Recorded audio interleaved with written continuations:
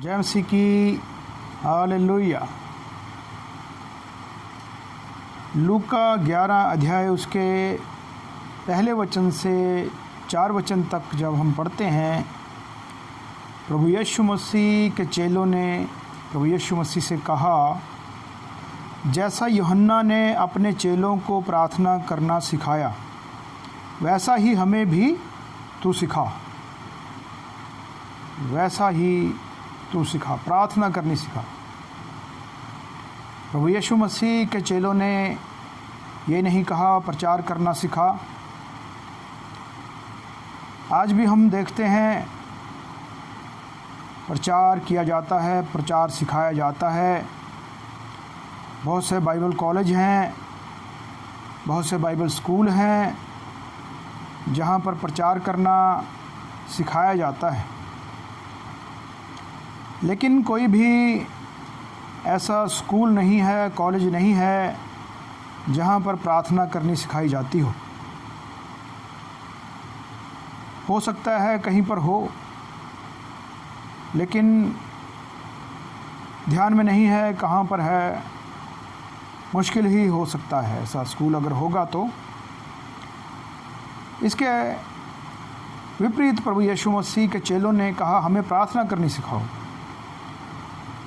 प्रार्थना करना सीखना है, कैसे हमें सही ढंग से प्रार्थना करना है, कैसे हमें लंबी प्रार्थना करनी है, कैसे रात रात भर हम प्रार्थनाएं कर सकते हैं। ये हमें प्रभु यीशु मसीह से सीखना है। दुनिया में जहाँ कहीं भी क्रांति आई, वो प्रचार से नहीं आई बल्कि प्रार्थना से आई। आत्मिक क्रांति प्रार्थना करने से आती है। इसलिए हमको खूब प्रार्थना करना चाहिए। प्रभु यीशु मसीह ने अपने चेलों को सिखाया कि इसकी शुरुआत स्वर्गीय पिता से होना चाहिए। है हमारे पिता तू जो स्वर्ग में है, तेरा नाम पवित्र माना जाए, तेरा राज्य आए। ऐसी प्रार्थना प्रभु यीशु मसीह ने अपने चेलों को सिखाई। हम सब का पिता स्वर्ग में है, वो पवित्र है। इस संसार में भी माता पिता हैं, लेकिन संसारिक माता पिता एक दिन हमें छोड़कर चले जाएंगे। हमें स्वर्ग में जाना है उस पिता के पास जो जिंदा है। प्रभु यीशु मसीह ने सिखाया, तेरा नाम पवित्र माना जाए। पवित्र तभी माना जाएगा जब हमारा जीवन सही होगा। अगर हम पाप नहीं करेंगे, पाप करेंगे तो प्रभु परमेश्वर का नाम बदनाम ही होगा। इसलिए हमें पाप नहीं करना चाहिए।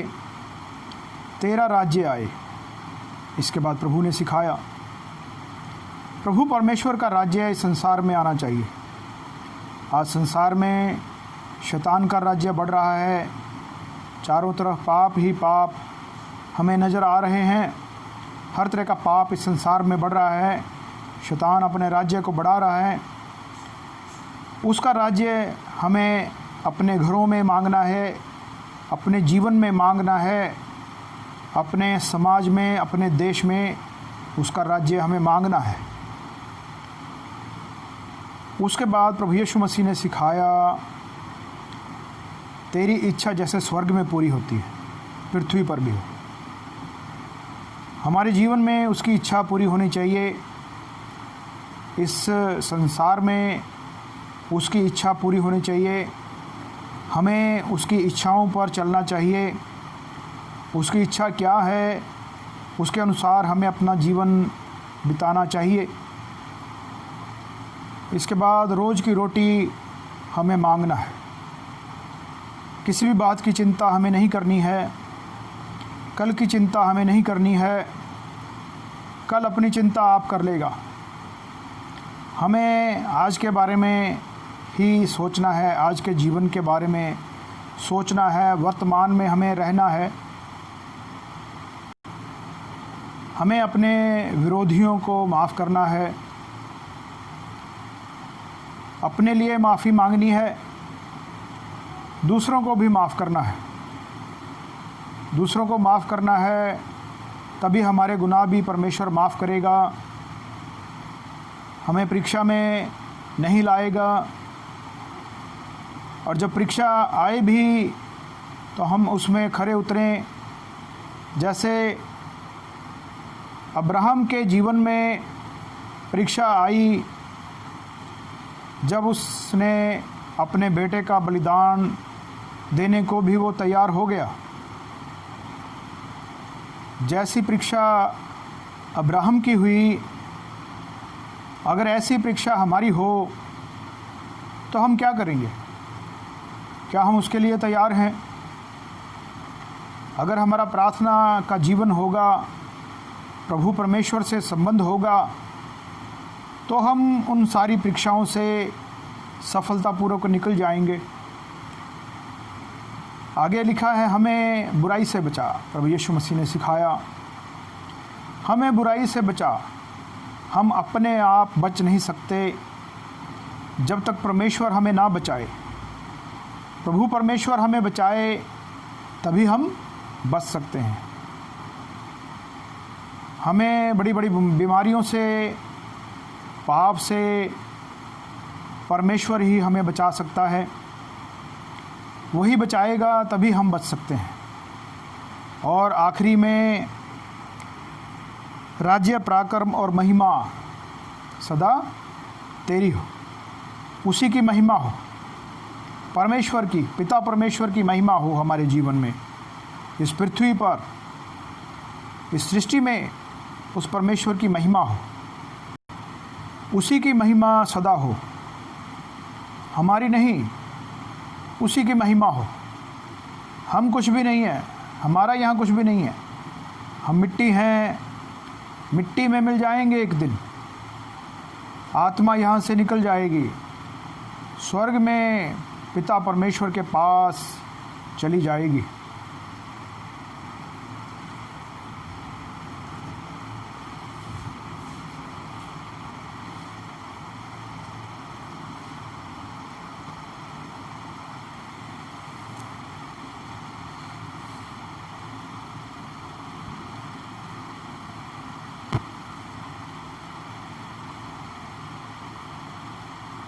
सो अंत में हमें यही कहना है कि उसकी महिमा हो, उसकी पिता परमेश्वर की महिमा हो। हमेशा हमें इस प्रार्थना को करते रहना चाहिए। इस प्रार्थना को हमें हमेशा ध्यान में रखना चाहिए। उसके राज्य को हमें मांगना चाहिए, उसकी महिमा इस पृथ्वी पर करनी चाहिए। रोज़ की रोटी हमें मांगनी चाहिए। गलतियों गुनाहों से दूसरों को माफ़ करना चाहिए, तभी वो हमारे गलती गुनाहों को माफ़ करेगा। हमें इस पृथ्वी पर पवित्र जीवन जीना है ताकि हम उस अनंत जीवन में प्रवेश कर सकें। Hallelujah, hallelujah.